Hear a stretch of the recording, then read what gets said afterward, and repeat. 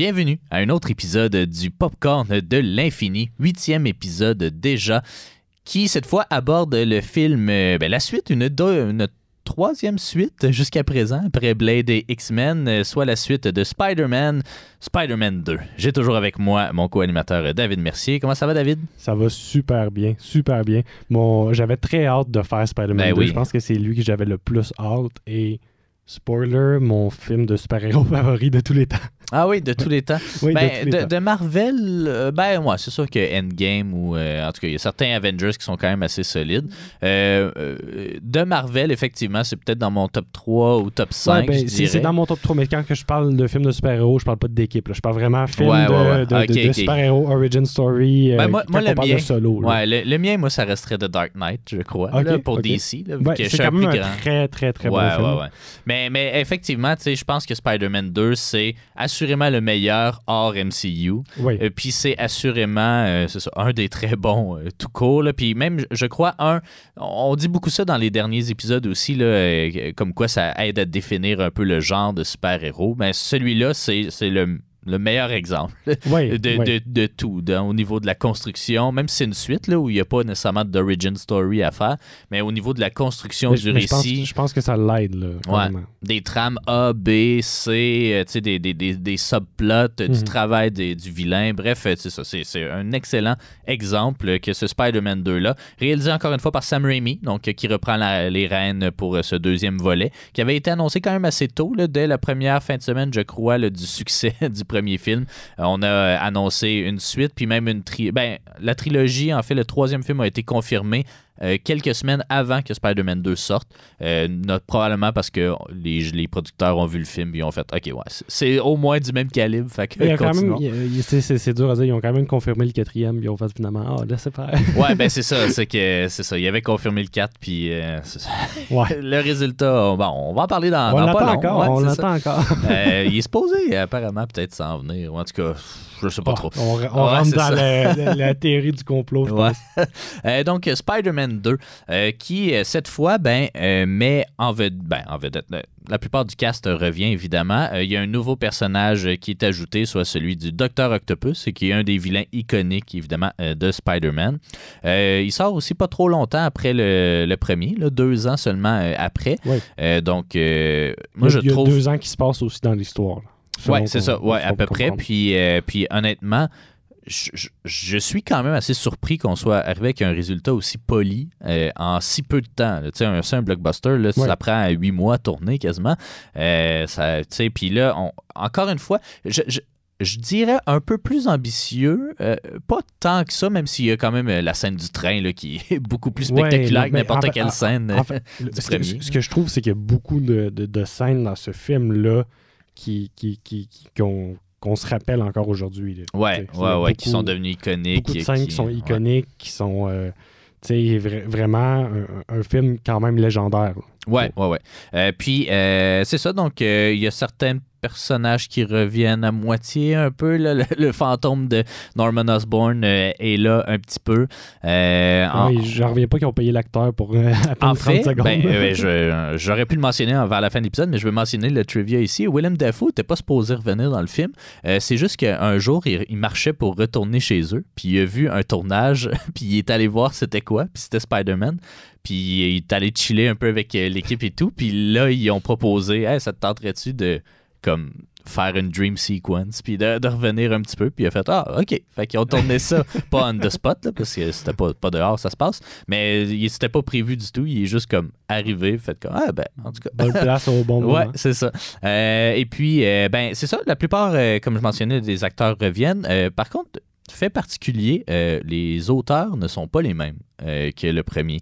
Les 4 auteurs ont été changés. Puis comment ça marche pour les films de super-héros, du moins à l'époque? Ça doit être vrai aujourd'hui, mais on demande à plusieurs personnes d'écrire des scénarios, puis on va chercher les meilleurs éléments de tous les scénarios pour faire une histoire. Puis là, Sam Raimi et Tobey Maguire étaient des grands fans de Smallville.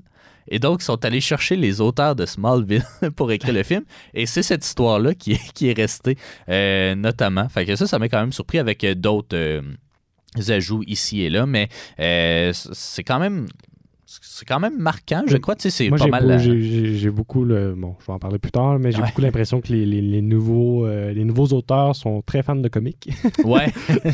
Comparativement peut-être au premier film. Ouais. J'ai plus l'impression que là, on a affaire à des fans de comics, des connaisseurs. Ouais, ben c'est ça, parce que ça se base sur certains comics quand même assez précisément. On va en parler tantôt. Mais donc, c'est ça, on reprend l'histoire, comme tu le mentionnais, 2 ans après. Peter vit seul à New York, essaie d'être... Ben, il est à l'université, mais il poche ses cours parce qu'il y a des chiffres de 24 heures. C'est ça. On a vraiment affaire à un Peter Parker qui n'a pas le temps pour sa vie personnelle. Ben, en fait, c'est pas mal dans l'histoire de sa vie. Mais on le voit assez bien en manque d'argent. Tante May aussi a des problèmes financiers.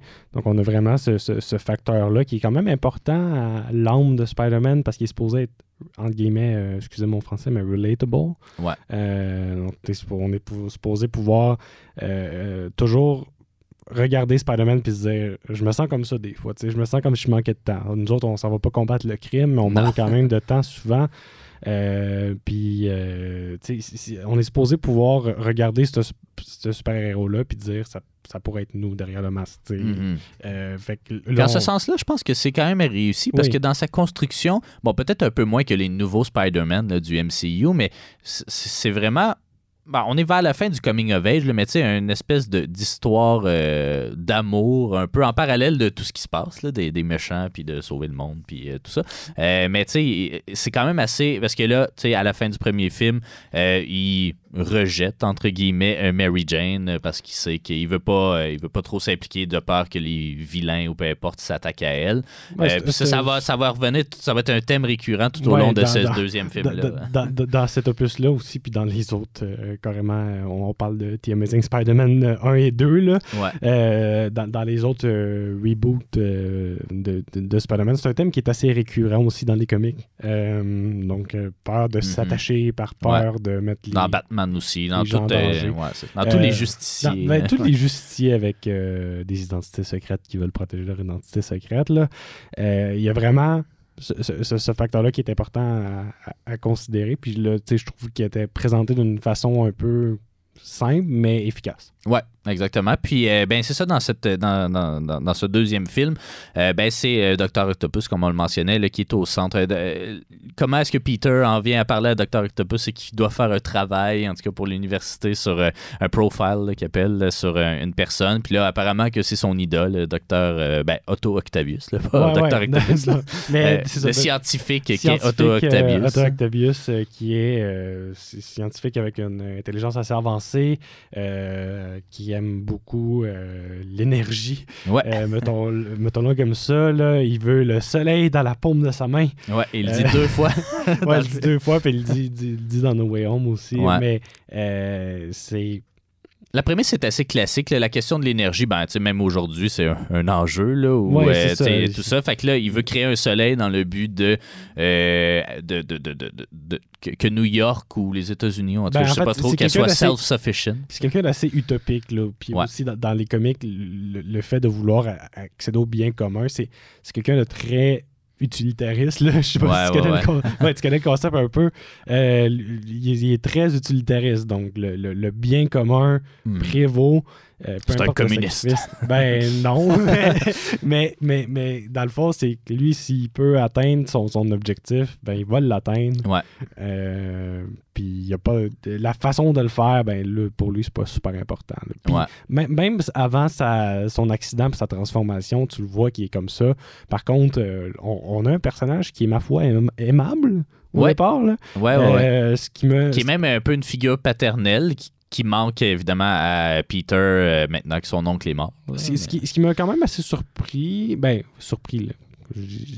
Maintenant, en connaissant les comics, ça me surprend un peu qu'il soit représenté comme ça dans le film parce que c'est pas quelqu'un qui est supposé être super aimable, mais ça marche bien dans le cadre du film parce que aussi, ce qui se passe dans les films, c'est qu'ils ont comme pas le choix de donner un peu une histoire d'origine aux vilains, alors que dans les comics, ils font juste apparaître, puis après ça, ils expliquent l'histoire d'origine plus tard. Mais là, on commence vraiment de base avec un Otto Octavius, avec sa femme. Assez... coudonc, il aime la poétrie. C'est ça. Puis il est comme un peu engagé par Oscorp pour créer cette affaire-là. Le soleil. Là. Ouais, exactement. C'est le deuxième soleil. Puis il se crée comme des bras métalliques pour pouvoir prendre le soleil dans la bande. C'est même métallique. Pour contenir aussi un peu là, l'espèce de la fission là, qui se passe. En tout cas, des termes il contrôle ces bras-là avec son cerveau via une puce en arrière de son cou. Ouais. Puis, bref. C'est de l'intelligence artificielle aussi, on le mentionne un peu, même si on n'approfondit pas cette thématique-là. On est quand même assez de base. Là. On n'avait pas nos chat GPT. Aujourd'hui, c'est chat GPT qui est dans son coup.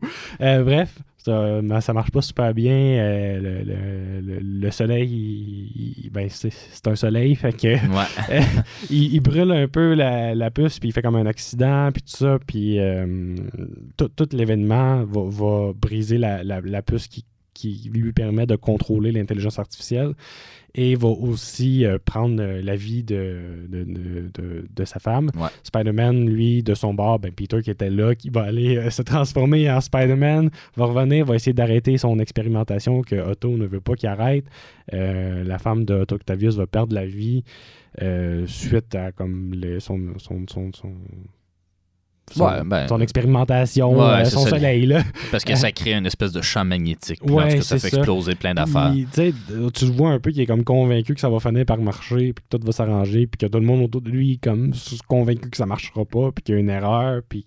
Fait que, bref, il se ramasse un peu à se battre contre Spider-Man pour pas Spider-Man l'empêche de mener à terme son expérimentation. Puis c'est ça. Et après ça, c'est ça. Tout le monde meurt, tout est détruit, puis il décide de la recréer une deuxième fois, mais là, cette fois, en étant un peu possédé par ses bras métalliques. Il finit, on se rend compte là, que c'est plus les bras qui ont le dessus, là, qui parlent un peu. Il parle un peu à ses bras, ce qui est intéressant. Une façon intéressante de le présenter, le fait qu'il a comme un peu perdu le contrôle.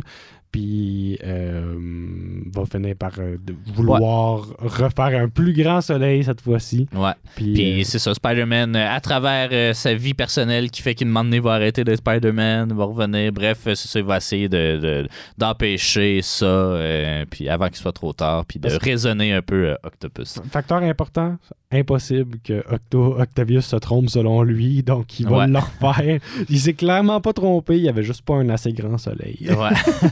C'est la logique de la science, je crois.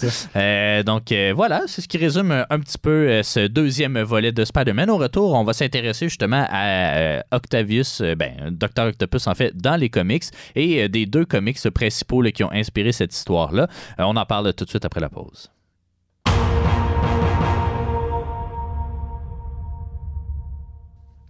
Vous êtes de retour au Popcorn de l'Infini qui, aujourd'hui, s'intéresse à Spider-Man 2. David, tu nous as mentionné lors du premier épisode que tu étais un grand fan de Spider-Man. Donc là, la recherche n'a pas dû être si longue pour aller voir un peu l'inspiration pour ce film-là. Évidemment, on n'a pas le choix de parler de deux choses. D'un numéro qui a inspiré principalement le film, puis après ça, de l'origin story, ou en tout cas du récit de Dr. Octopus. Son évolution. En fait, je vais commencer par ce qui a inspiré comme l'arc narratif quand même important du film. C'est que durant le film, ce qu'on n'a pas parlé là, quand on a résumé le film, mais un élément important, c'est que avec tous ces défis, là, il se rend compte que personne l'aime, le journal l'aime pas. Il se sent pas super aimé, notre héros. Puis il va se dire pourquoi je fais ça. Puis il va décider, non, ça suffit, je sacrifie plus ma vie, je suis plus Spider-Man. I'm Spider-Man no more. Ouais. Fait qu'il va jeter son costume à la poubelle. Mais il va le montrer d'une façon différente. Il va comme graduellement dans le film perdre ses pouvoirs, ce qui est inédit. Mais ça, c'est basé sur un comic. Sur le comic numéro Amazing Spider-Man numéro 50, qui est sorti en 1967. Donc, on est quand même dans les débuts, là. Mais le numéro 50, numéro spécial, là, qui démontre un peu un Peter vraiment tanné de ne pas être aimé, puis d'être détesté par le Daily Bugle, par les citoyens de New York, par vraiment pour aucune raison. Fait qu'il va décider d'abandonner parce qu'il dit c'est pas vrai que je vais sacrifier ma vie puis mon temps libre pour être quelque chose que les gens apprécient même pas. Fait qu'il va carrément, comme un peu comme dans le film, jeter ses trucs à poubelle, jeter son costume de Spider-Man à poubelle. Mais phénomène important dans le film, c'est qu'il perd ses pouvoirs. Il le démontre d'une façon. Moi, je trouvais ça intéressant. C'est vraiment intéressant. Mais en même temps, c'est comme pas nécessairement contradictoire. Mais tu sais, ça veut dire que finalement, l'araignée qui l'a piqué dans le premier, comme, oui, elle modifie ses... Mais c'est-tu dans sa tête, finalement, qu'il y a des pouvoirs? Non, mais je trouve que c'est intéressant du point de vue qu'il y a des toiles d'araignée organiques qui sont plus capables de faire... Je sais pas s'il perd comme l'entièreté de ses pouvoirs, mais il a l'air de vraiment perdre tous ses pouvoirs du fait qu'il remette ses lunettes. Vraiment, il a l'air de carrément ne plus vouloir être Spider-Man, donc il ne l'est plus. Ce qui est quand même intéressant. Parce que c'est un choix et non pas une modification de gène ou ce que le premier nous laisse entendre. Là. Mais tu sais, je trouve la réflexion intéressante parce que... je pense que c'est comme un blocage. C'est ça. Un genre de blocage. Puis comme quand la scène avec le médecin où est-ce qu'il dit c'est dans ta tête, ben on peut comprendre que c'est un peu dans sa tête. Mais bref, ça, c'est pas dans les comics. Mais c'est basé sur un comic, justement, ce que j'expliquais, Amazing Spider-Man numéro 50, Spider-Man No More, qui est mentionné justement dans le film, là, directement, par la phrase « I'm a Spider-Man No More ». Bref, ce que ce comic-là démontre, c'est Spider-Man qui perd l'envie d'être Spider-Man.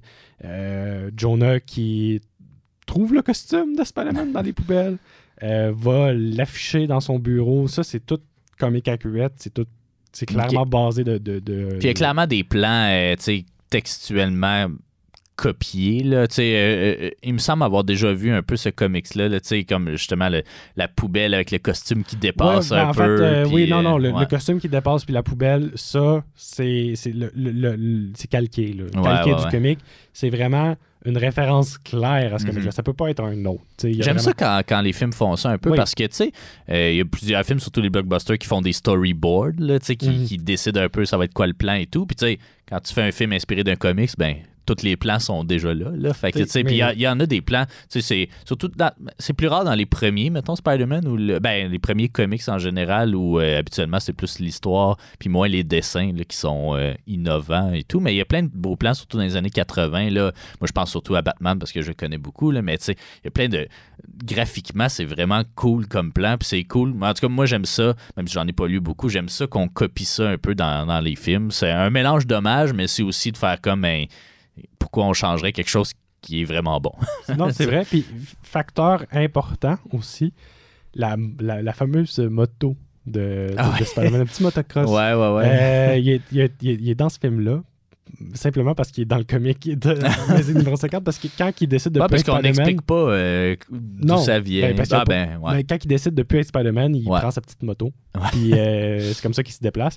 Mais là, dans le comic, ce qu'il réalise, c'est que le monde sont tellement habitués de vivre sans lui, puis de pas... dans le comic, c'est Gwen, là, est tellement habitué qu'il soit jamais là, qu'ils font tous des plans sans lui. Même Tante May a fait des plans avec son ami. Fait qu'il se ramasse tout seul quand même, puis là, il se ramasse, coudon, le monde ne veut plus de Peter parce qu'il est jamais là. Fait que là, il se ramasse dans une situation où est-ce que là, j'ai le temps, puis le monde ne veut pas de moi. Là, il se promène. Par un moment donné, il rencontre un crime qui se passe, puis il s'en va sauver la personne. Dans le film, ça se traduit par un feu. Donc, il va rencontrer un feu, il va aller sauver un bébé. Sans ses pouvoirs. Sans ses pouvoirs, oui. Dans le film, c'est ça. C'est différent. Il va aller sauver un bébé sans ses pouvoirs, il va faire un acte de risque. Dans les comics, c'est qu'il va voir un crime au top d'un building, il va grimper parce qu'il a encore ses pouvoirs. Il va aller sauver la personne, puis la personne va ressembler à Oncle Ben.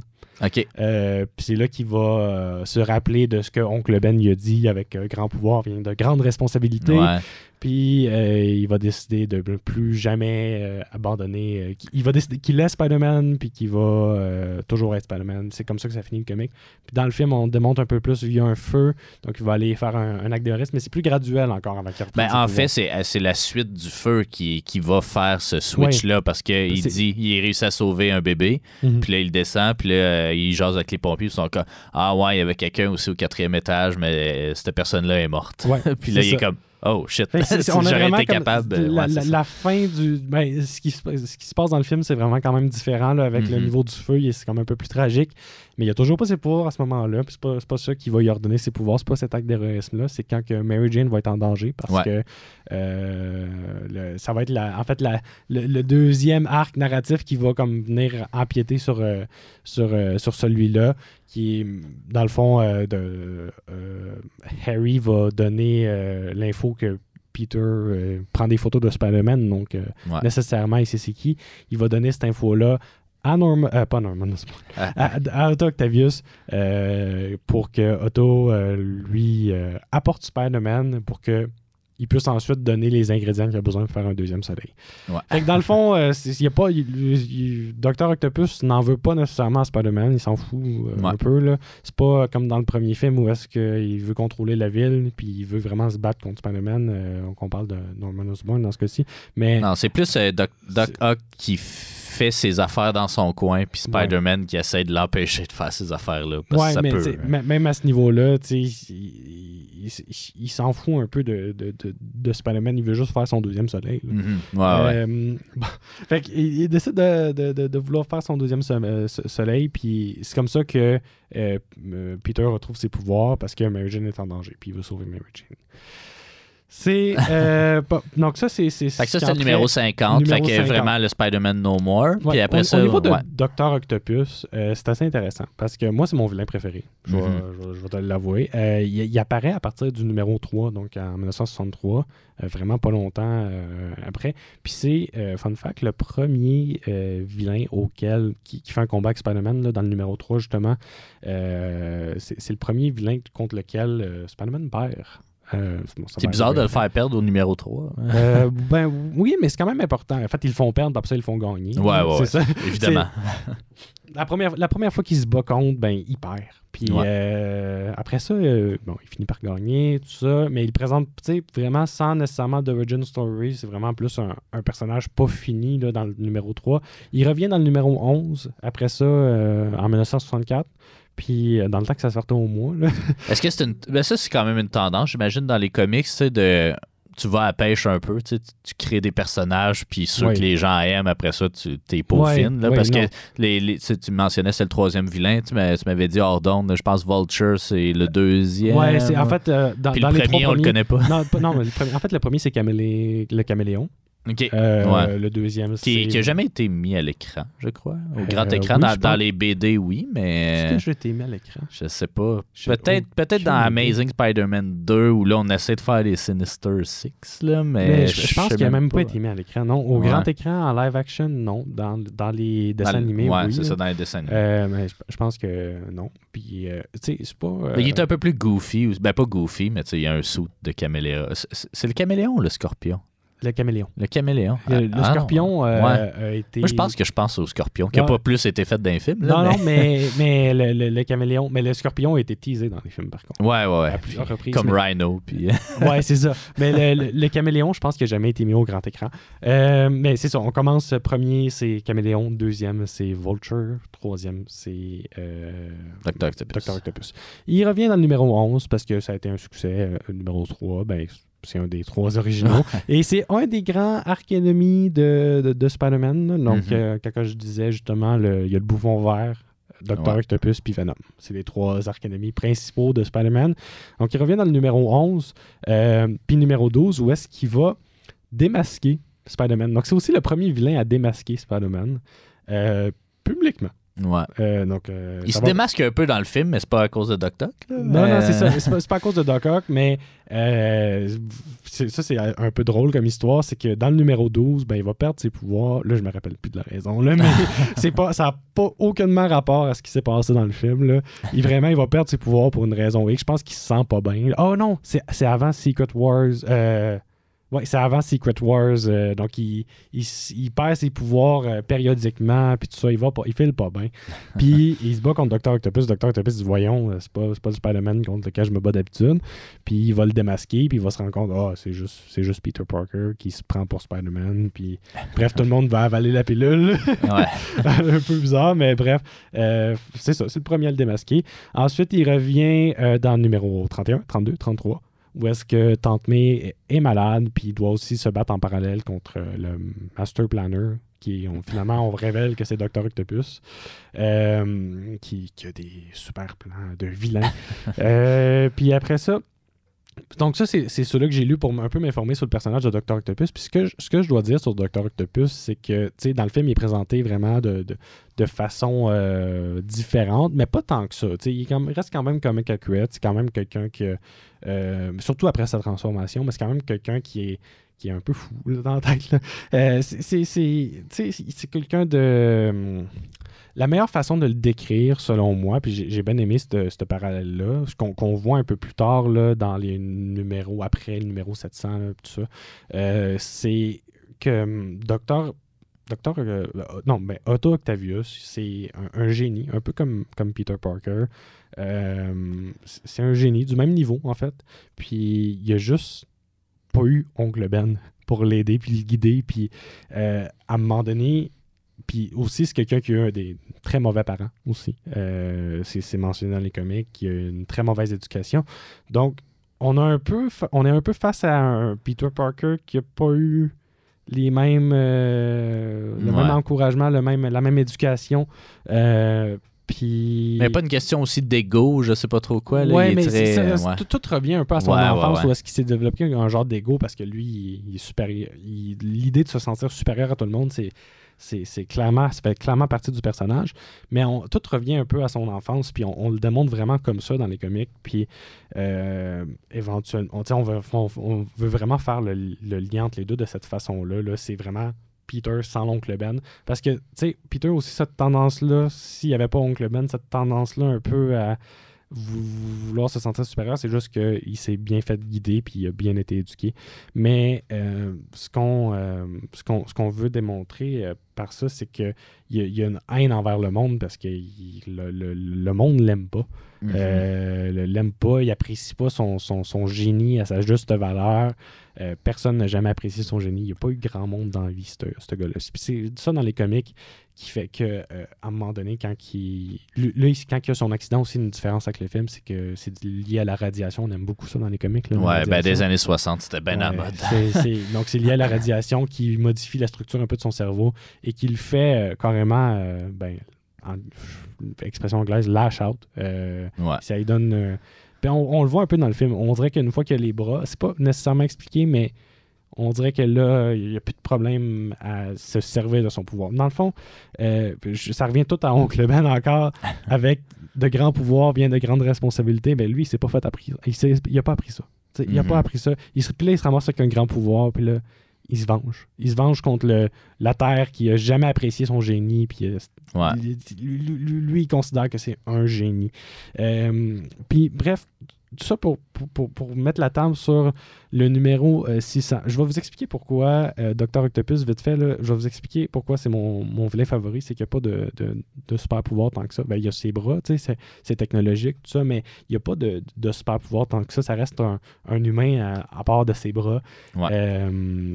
Puis dans le numéro 600, numéro genre d'anniversaire un peu qu'il y avait, qui est sorti en 2009, on découvre une condition médicale à Otto Octavius. Ah ouais. Et cette condition médicale-là, elle est liée... Ça, c'est intéressant pour vous montrer un peu la façon que le personnage pense. Là. Elle est liée au nombre de coups au cours des années que Otto Octavius a pris de Spider-Man. OK. Donc, au nombre de coups, il y a eu plusieurs traumatismes cérébraux. Puis avec sa maladie, avec la radiation, tout ça, la structure de son cerveau, il apprend qu'il reste juste des mois à vivre. T'sais, fait que c'est pas mal ça le numéro 600. Mais après ça, on arrive au numéro 700 où est-ce qu'il y a quelque chose qui va changer l'univers Spider-Man pour beaucoup de temps. Et un des plus grands événements de l'univers de Spider-Man, il va révéler son plan ultime qui va avoir pris... On parle de 2009 jusqu'à 2012, qui va avoir pris 3 ans. Son plan ultime à faire, mais dans les comics, c'est juste quelques mois. Là. 3 ans, mais...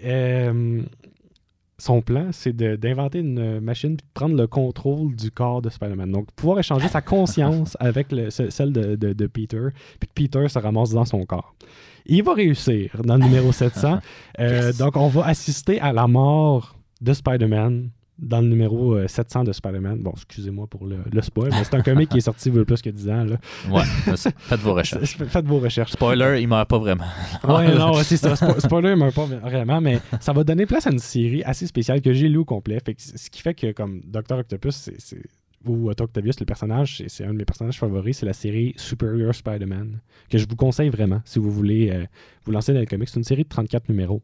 Qui a remplacé Amazing Spider-Man parce que Spider-Man était mort. Ouais. Puis, la raison que je vous parle de ça, là, c'est juste parce que c'est important. Je trouve que cette série-là démontre à quel point démontre pour une des premières fois dans les comics à quel point s'il n'y avait pas eu son accident, ça reste quelqu'un. Ça reste un vilain, sauf qu'il ne fait pas des choses de vilain. Ce que je vous explique, là, ok, je vais l'expliquer plus clairement. Là, c'est que, tu sais, là, il se ramasse avec un cerveau sain, entre guillemets. Okay? Ouais. Mais il décide de prendre la responsabilité de super-héros. OK. Parce qu'il décide de ne plus être un vilain parce qu'il n'a plus son accident, donc il n'a plus les lésions cérébrales. Bref, il est capable de penser clairement, puis il décide de faire le bien, sauf que son ego va rester. Puis veut pas, c'est un personnage que, même sans son accident, c'est quand même un maniaque, c'est quand même quelqu'un qui a un grand ego, c'est quand même quelqu'un qui se considère supérieur à tout le monde. Ça reste Otto Octavius, à la base, c'est pas un vilain, mais c'est quelqu'un avec des grands... Il y a des défauts. Avec des énormes défauts. Puis quand il va prendre le barreau de Spider-Man, ben, il va s'appeler le Superior Spider-Man, justement, le nom de la série, pendant 34 numéros, donc 2013-2014. Puis il va essayer de combattre le crime d'une façon plus efficace, entre guillemets, que Spider-Man, quitte à contrôler toute la ville, quitte à installer des robots miniatures un peu partout en forme d'araignée pour pouvoir espionner la ville. Il va essayer de devenir... Big Brother. Fun fact, c'est la seule fois que Jonah Jameson va être d'accord avec Spider-Man, ce qui est assez drôle. Mais va avoir une approche beaucoup plus égomaniaque, puis beaucoup plus...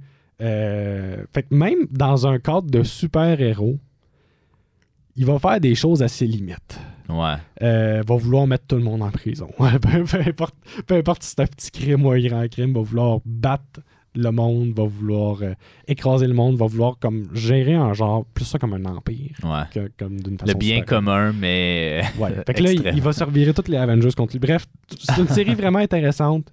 Superior Spider-Man, qui est sorti en 2013-2014. Qui est super populaire aussi, qui a bien fonctionné. Puis c'est ce qui m'a fait vraiment apprécier le personnage d'Otto, parce que là, on va vraiment pouvoir re-rentrer dans ses motivations. Qu'est-ce qui fait que c'est pas Peter Parker? Qu'est-ce qui fait que même s'il est en dessous du masque de Spider-Man puis il partage les souvenirs de Spider-Man, il n'agit pas de la même façon. C'est vraiment, ça revient tout à son enfance, puis ça revient tout à la façon qu'il n'a pas eu la même chance. Ouais. Ça revient de la chance, puis ça, tu sais, je trouvais que c'était une histoire touchante. Donc c'est vraiment pour ça que, c'est tout ça pour dire que c'est vraiment mon personnage favori. Puis comment ça se transporte dans le film? Ben je trouve que ils n'ont pas eu autant de temps pour l'expliquer, ils n'ont pas eu 50 ans, mais il explique assez bien. Par contre, j'aurais aimé mieux plus un personnage de... Ben, on le voit un peu. On le voit un peu. C'est un personnage qui est sympathique, mais quand il se fait apporter un stagiaire par Harry Osborn, il n'est pas super content. Il n'est pas super content d'avoir un stagiaire. Puis, on le voit un peu à ce niveau-là. C'est comme une perte de son temps. Mm-hmm. Il se considère plus important que tout le monde. Puis on a pu le voir, mais j'aurais aimé le voir encore plus. Après ça, il est, ma foi, très agréable. Puis c'est pas habituel. Fun fact aussi, dernier fun fact, la façon que je connais Dr. Octopus, j'aurais aimé aussi... bon, c'est sûr qu'ils n'ont pas le même âge dans le film, mais puis aussi, on considère que la femme de Dr. Octopus est décédée dans le même film, mais on a eu ça plus tard, mais il y a un gros... power couple. C'est quoi un power couple? Ouais, OK. Il y a un gros power couple dans l'univers Marvel et c'est Tante May et Dr. Octopus. Fameuse scène dans les comics où est-ce que Peter rentre chez eux puis Dr. Octopus prend le thé avec Tante May. Ouais. Donc... Ça me dit quelque chose, il doit l'avoir fait dans les animés, pas les animés, en tout cas les comics. Les bonhommes. Je sais pas s'ils l'ont fait, mais Power Couple, puis c'est un peu mentionné vite fait dans No Way Home. Pas mentionné, mais c'est un peu... Ça se démontre un peu... mais c'est ça, alors que si on parle dans l'univers de Sam Raimi, ben là, ils ont pas le même âge. En tout cas, clairement pas le même âge. Puis aussi, sa femme vient de mourir. Là. En fait, même à l'origine du film, un des scénarios d'un des auteurs, c'était qu'il y ait à peu près le même âge, puis qu'il y ait un triangle amoureux entre Mary Jane, Dr. Octopus et Peter Parker. C'est gâché ma journée. Ouais, c'est ça. Puis là, ils ont pas retenu ça, mais pas pour les raisons qu'on pense. C'était surtout parce qu'ils étaient comme, on a déjà fait un triangle amoureux dans le premier, on n'en fera pas un dans le deuxième. C'est correct. Même s'il y en a un avec le fils de Jameson. Dans les comics, c'est un power couple assez populaire d'Octavius puis Tante May. C'est assez bizarre. Ça sera peut-être un what if, je les ai pas regardés. Non, mais j'ai aucune idée, mais bref, c'est ce qui se passe. C'est ce que j'aurais aimé peut-être voir dans le film. Que, tu sais, étant fan de Dr. Octopus, étant connaisseur de comics, étant fan de comics, mais c'est sûr que je peux pas tout avoir. Là. Non, c'est ça. En termes de moi, j'ai vraiment apprécié l'arc narratif de Spider-Man No More. Je pense que c'était très bien fait, puis je pense que c'est un excellent comic à transmettre à la télé. Pas à la télé. Au cinéma. C'est ça. On a quelques minutes encore pour parler du film. Tu sais, on l'a pas mentionné d'entrée de jeu, peut-être parce qu'on l'a mentionné aussi dans le premier épisode sur Spider-Man, là, mais évidemment, ce film-là est rendu canon à cause de Spider-Man No Way Home. On voit, Peter Parker, en tout cas, Tobey Maguire qui est là, mais on voit aussi Dr. Octopus qui est là. Donc, qui a été rajeuni par ordinateur, je ne me trompe pas. Mais ça, Alfred Molina est rendu un petit peu plus vieux, l'acteur qui le joue. Oui, mais moi, si j'avais... je rencontrais Kevin Feige un jour, je lui demanderais pourquoi rajeuni? Parce que, tu sais, on se le cachera pas, il meurt à la fin. Que ce soit Willem Dafoe, le personnage de Willem Dafoe du Gobelin vert, ou le personnage de Dr. Octopus, qui meurt à la fin. À quel moment est-ce qu'il se transfère dans l'univers de No Way Home? Est-ce que c'est justement avant qu'il meure? Probablement. Puis si oui, qu'est-ce qu'ils font qui change ça? Parce que là, il cure Dr. Octopus, mais il est déjà soigné. Mais là, il y a une théorie aussi sur Internet. Je ne vais pas passer trop de temps là-dessus, je vais te laisser expliquer. Il y a une théorie sur Internet qui dit que la raison qui reprend comme conscience avant de mourir, qui revient un peu, qui est plus contrôlé par ses bras, c'est justement qu'il a été dans l'univers de No Way Home. Bon, ils n'ont pas pensé jusque-là, mais que la séparation se fait là. Ouais.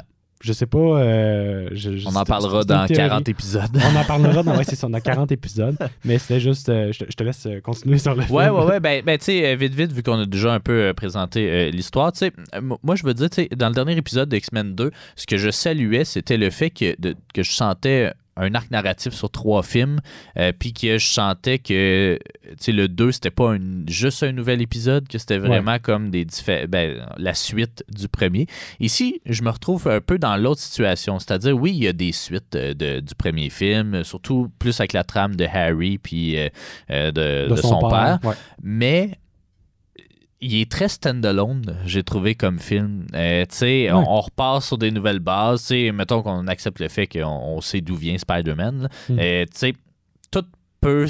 si t'as pas vu le premier, t'es pas trop déboussolé avec le deuxième. 100%. Ce qui fait que je l'aime pas moins que X-Men 2 parce que il y a d'autres défauts, là, X-Men 2. Mais je retrouvais un peu moins ça. Mettons, X-Men 2 finit avec un cliffhanger qui laisse présupposer quelque chose dans le 3, ce qui est pas le cas ici. Sauf dans la version 2.1, parce qu'il faut préciser aussi, il y a 2 versions du film.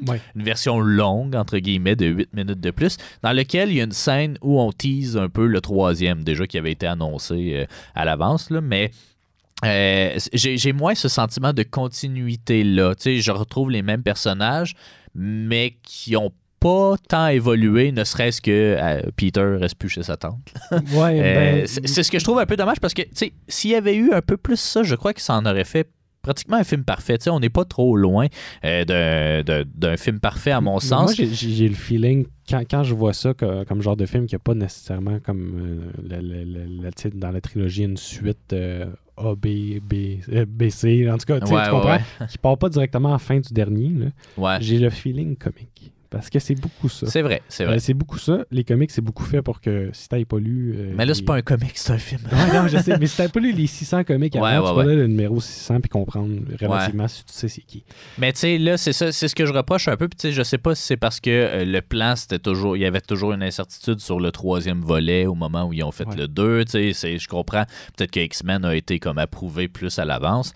Ou bien sinon, ils ont forcé un peu le studio en faisant, regardez, on fait un cliffhanger, là. On n'a pas le choix de faire le 3, sinon l'histoire sera pas finie, comme Amazing Spider-Man 2, finalement, on a décidé de ne pas le continuer. Les cliffhangers, j'aime pas ça, parce que quand il y en a le prochain, là, c'est ça, c'est que ça finit mal. Mais bref, c'est un commentaire que j'ai à passer, mais qui, selon moi, aurait pu en faire un film parfait. Ça reste le meilleur des films qu'on a vus, puis comme je disais, un de mes films super-héros préférés, mais c'est dommage, tu sais. Surtout à cette époque-là où on était très dans les trilogies, tu sais, Le Seigneur des Anneaux venait de sortir, je pense que le 3e était en 2003. Tu sais, c'est ça. Il y avait plusieurs trilogies, puis j'aime ça qu'on le pense dans un aspect plus global, alors que là, il est plus, justement, comme tu dis, peut-être d'inspiration comique. Épisodique. Ouais, c'est ça, épisodique. C'est mon seul reproche vraiment que j'ai à faire au film. Ça, et peut-être quelques effets spéciaux qui vieillissent, entre guillemets. Tu sais, il y en a qui sont super bons, puis il y en a qui sont... On voit le green screen, là. Spider-Man, c'est un des personnages avec le plus grand problème de statu quo. Ils doivent, pour qu'ils restent relatable, je sais pas c'est quoi le mot en français. Reconnaissable. Qu'on peut s'identifier. On peut s'identifier à Spider-Man. Les écrivains qui ont travaillé sur les comics ou peu importe, là, Stanley lui-même disent qu'ils doivent trouver un certain statu quo. Où est-ce que Peter est pas heureux. Ouais. Puis ce qui fait que c'est un des personnages les plus malchanceux de l'univers Marvel. Où est-ce qu'il est pas heureux, il a pas ce qu'il veut, puis il a pas d'argent. Faut qu'il se retrouve dans une situation-là. Le statu quo change au fil des années, mais il revient souvent. Là. Ouais, c'est ça. Puis, il n'y a pas une tonne d'évolution dans ce comic. Je trouve que le film le fait bien. Il évolue. T'sais, il va à l'université. Il évolue, mais on comprend qu'il est le même que dans le premier. Il a encore les mêmes problèmes. Là. Ouais. Il n'est pas capable de tout faire en même temps. Puis la solution à ce problème-là, il ne la trouvera jamais. Non, c'est ça. Dans les comics à ce jour, en 2025, il ne l'a toujours pas trouvé. Fait, ouais. Je trouve que c'est bien fait de ce côté-là parce qu'il y a un statu quo que les X-Men n'ont pas nécessairement besoin d'avoir parce qu'une équipe, ça change. S'il y a un personnage qui évolue trop au point qu'il est plus... T'as plus besoin de l'avoir dans les X-Men, mais ils vont juste l'enlever. Ils vont en mettre un nouveau. Ils vont en introduire des nouveaux. Spider-Man, ça reste Spider-Man. Non, c'est ça. Il y a toujours ce problème-là que c'est un personnage qui est beaucoup utilisé, qui, au fil des années, qui reste un des plus populaires. Puis là, il faut qu'il y ait une certaine pression à le garder statu quo. Ouais. Non, c'est sûr. Puis... c'est normal, mais c'est ça. C'est ce qui en fait peut-être un produit cinéma un peu moins... un peu moins cinéma, justement. Un peu plus comics et tout. Surtout, aussi, on a un grand problème. La raison pourquoi on a comme 3 acteurs qui font Spider-Man aussi à ce moment-ci, c'est justement le but de garder statu quo. Les acteurs vieillissent plus vite que les histoires. C'est ça. Je comprends pas. Il y a comme une... T'sais, on va être rendu à notre 4e reboot dans pas long. Ouais. Mais c'est ça. Ça reste des bons films pareils, mais c'est juste que... ça reste des bons films, mais il y a toujours ce problème-là de... Mais on dirait qu'ils n'ont pas envie de passer au niveau... C'est un commentaire éditorial, mais ils n'ont pas envie de passer au niveau où est-ce que... Comme Batman a fait, mettons, de vieillir puis de passer le flambeau à quelqu'un d'autre. Ils ont essayé de le faire avec Miles Morales, mettons, mais c'est pas tant passer le flambeau plus qu'un deuxième Spider-Man. Un autre univers, mais en fait, ils ont pas. Moi, je trouve qu'ils n'ont pas envie de passer à l'âge adulte. Là, ils passent à l'université. Puis là, une fois qu'ils passent à l'âge adulte, on dirait que le monde t'intéresse moins. On dirait que. Fait qu'on a toujours la même histoire de Peter Parker, l'école secondaire, qui commence, il est Spider-Man, il y a 15 ans. Puis là, après ça, on recommence toujours à ce point-là parce que c'est le point où est-ce qu'il est le plus reconnaissable, puis le plus statu quo, puis le plus... mais, tu sais, à un moment donné, il va devoir évoluer, puis à un moment donné, il va falloir qu'il fasse un film où est-ce que c'est un adulte. Ouais.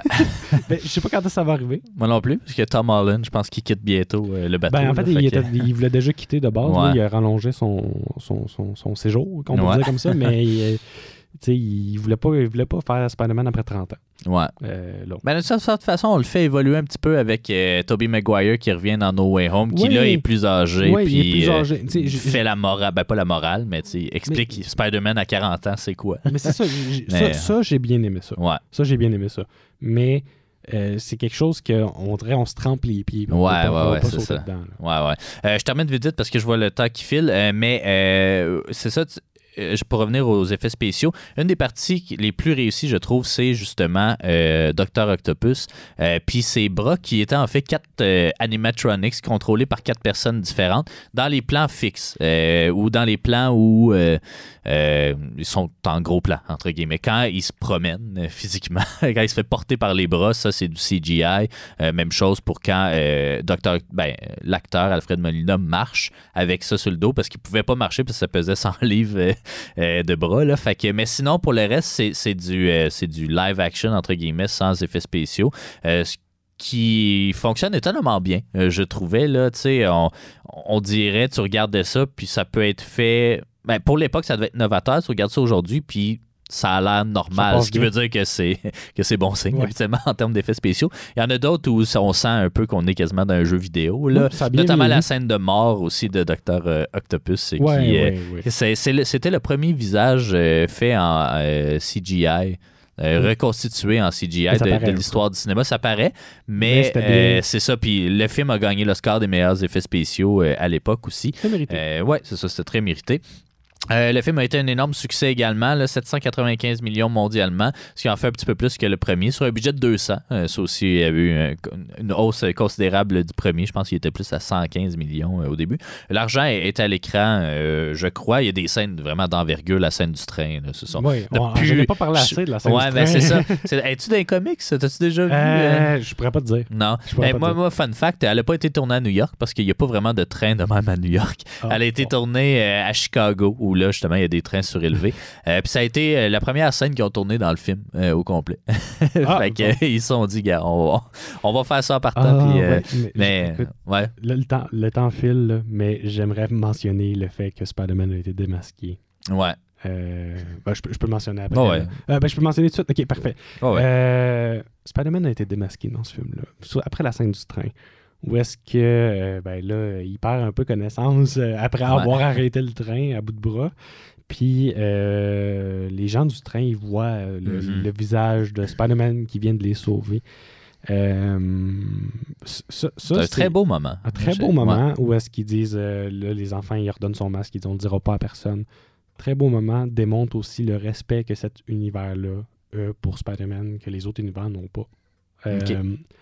Que l'univers des comics n'a pas. T'sais, la population ne s'entendrait pas pour... La population new-yorkaise, c'est comme un genre d'amour-haine. Il y en a qui l'aiment, il y en a qui ne l'aiment pas. C'est très divisé. Mais quand tu viens de te faire sauver par Spider-Man, peut-être que tu as tendance à l'aimer. Peut-être que tu changes d'avis. Mais il y a aussi le fait que... Moi, ce que je trouvais intéressant, c'est que dans ce film-là, ça démontre aussi que Spider-Man, c'est le seul super-héros de l'univers de Sam Raimi. Et c'est comme ça qu'on le voit. Dans le premier, la population new-yorkaise l'aime pas, mais à la fin du film, là, il se retourne de bord, puis là, on se rend compte qu'il l'aime. Puis dans le deuxième, on le voit. On le sent. Puis d'un autre côté, ça l'enlève un peu d'impact de dire « je veux plus être Spider-Man » parce que là, le monde, il l'aime, à part le Daily Bugle. Mais, ça l'enlève. Mais d'un autre côté, je trouvais ça intéressant, le fait que quand c'est le seul super-héros, c'est un icône. C'est une icône, puis le super-héros de New York, c'est Spider-Man. Bon, Chicago, mais... Bref, c'est tout ça pour dire qu'il s'est fait démasquer, mais ça n'a pas eu d'impact.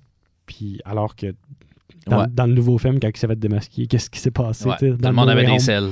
Dans No Way Home, quand il s'est fait démasquer, il s'est fait harceler. Puis, alors que dans le film de Sam Raimi, c'est vraiment une icône, puis ça démontre vraiment... à quel point c'était un super-héros aimé. Puis je pense qu'aussi, à la fin quand le premier film est sorti aussi, ça a démontré aussi que c'est un Spider-Man que les Américains aiment. Ouais. C'est un super-héros un super-héros que les Américains aiment, puis Non, ça demande vraiment comme une appréciation de ce super-héros-là. On doit aller en pause publicitaire. Je continuerai mes trivia en donnant nos fameux popcorn de l'infini. Restez des nôtres. Je viens de le mentionner. Vous êtes au popcorn de l'infini.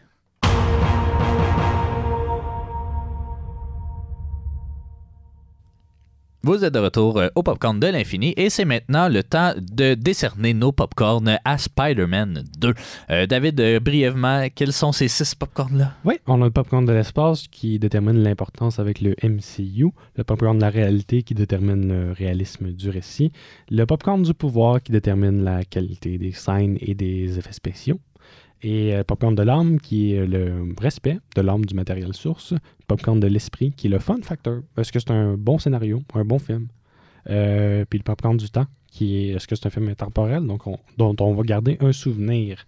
Donc ça, c'est nos 6 popcorn qu'on attribue à chaque film qu'on écoute dans le MCU. On commence avec le premier popcorn. Le popcorn de l'espace, moi, j'y en donnerais une demi. J'hésite entre 1 et une demi. C'est quand même un film qui a une certaine importance dans le MCU. Ça le redéfinit la façon qu'on pense de Spider-Man. Puis il y a encore des scènes aussi. En fait, j'en donnerais un complet. Là. Juste la scène du train. Elle a été comme, en guillemets, refaite dans le Spider-Man du MCU via le bateau là, qui est séparé en deux. Là. C'était une genre de référence à la scène du train. Moi, j'en donnerais un complet. C'est pour toi. Ça me dérange pas d'y en donner un au complet, mais j'ai hâte de voir un peu, comme je mentionnais tantôt, je pense que l'apport le plus grand de ce film-là, c'est le Spider-Man. C'est Tobey Maguire plus vieux qui parle aux jeunes, à Tom Holland. On connaît pas les impacts nécessairement de ça vu que ça arrive vers la fin du film. C'est ça. Dans le 4, est-ce que ça va avoir changé sa vie au même titre que la mort de Tony Stark ou peu importe. C'est ça, j'ai hâte de voir les impacts. Je ne me dérangerais pas d'y en donner un aussi parce que il y a quand même 2 personnages qui reviennent, contrairement à, mettons, Wolverine où il est le seul. Il y a quand même Dr. Octopus qui est un des vilains principaux de No Way Home. Là. Je pourrais y en donner une demi par le fait que ça n'a pas non plus changé l'univers des films de super-héros comme le premier a pu le faire, mettons. Ouais, peut-être. Mais une demi ou un, moi, je dirais qu'une demi. Je trancherais sur une demi. Une demi. Trancher. C'est ça. Au niveau de la réalisme du récit, est-ce qu'on donnerait ce popcorn-là? Moi, je pense que c'est réaliste. Il n'y a pas de master plan un peu caricatural, mettons, qu'on retrouve dans certains autres films. Non, mais c'est vraiment un vilain auquel lui, il veut juste faire son soleil. Ouais, c'est ça. Puis, heureusement ou malheureusement, il y a un article il y a comme 2-3 ans qui était sorti que la Chine essayait de faire ça aussi. Là. Fait que littéralement, dans la vraie vie, c'est quelque chose qu'on essaie de faire. Fait que je pense que c'est un enjeu réaliste. Puis apparemment aussi le tritium qu'ils utilisent, c'est un vrai élément qui existe. L'enjeu d'énergie, juste... je pense que ça reste. Puis tu sais, l'enjeu aussi, je trouve que la balance est bonne entre comme...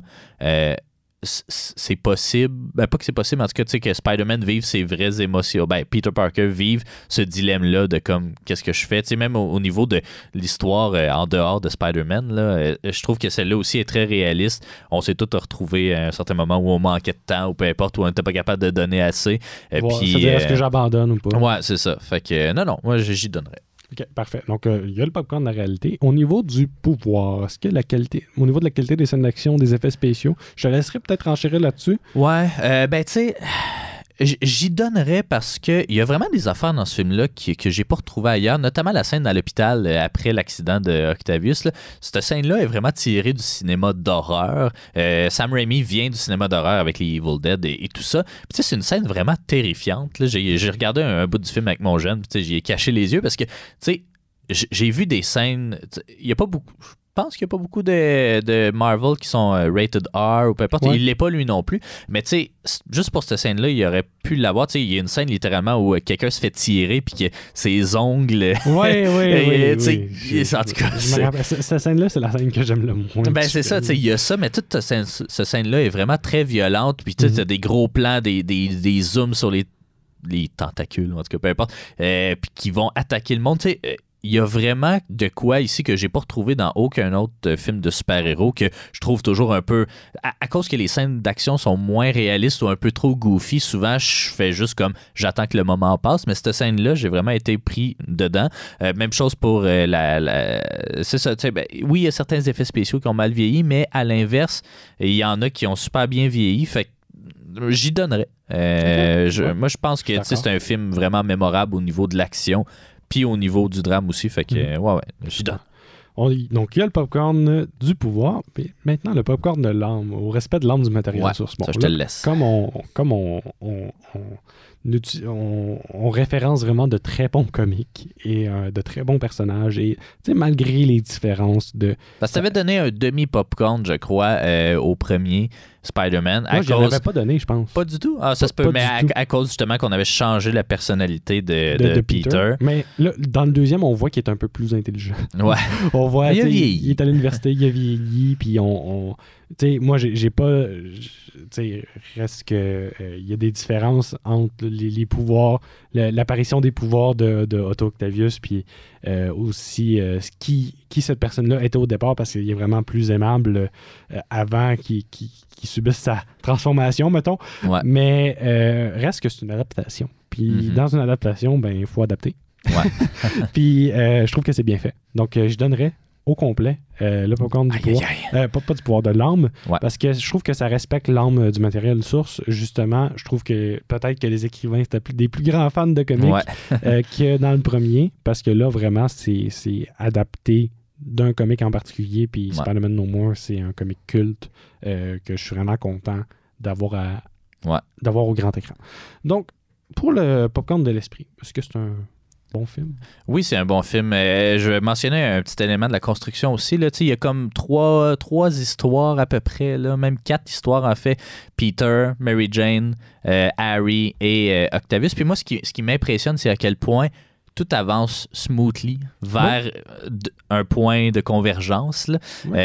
Moi, j'ai vraiment aimé la construction de ce film-là. Puis je pense que c'est l'étalon. On voit aussi ce que je trouve à observer, c'est la débarque que prend Harry Osborn. Ouais.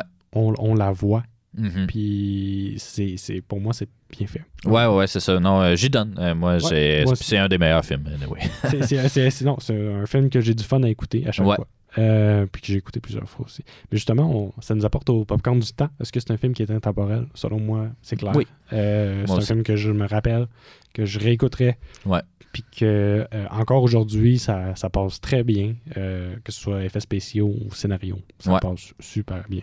Fait que 5,5. 5,5 sur quand 6. Même. Le seul autre qui a 5,5 sur 6 dans notre liste présentement, c'est X-Men. X-Men, le premier. Donc, voilà. Hein? Qui va se mériter 6 popcorn? On ne sait pas. Est-ce que, en termes de rating, est-ce que tu préfères X-Men ou Spider-Man 2? Spider-Man 2. À date, c'est le meilleur des films qu'on a vus. En termes de rating, je pense que j'ai mis la même note au Spider-Man 1, Spider-Man 2, X-Men 1 et X-Men 2. Okay. Mais je crois quand même que j'ai une petite préférence pour Spider-Man 2, juste par l'aspect mémorable, justement. Oui, non, je pense que c'est un film qu'on va se rappeler longtemps. Fait que c'est pas pour rien qu'on l'a ramené 20 ans plus tard dans l'MCU. Merci beaucoup, David. Le prochain épisode, c'est Blade Trinity. Donc, on termine ce chapitre de Blade-là. Qu'on a hâte. Merci d'avoir été à l'écoute du Popcorn de l'Infini. On se retrouve dans 2 semaines. Salut!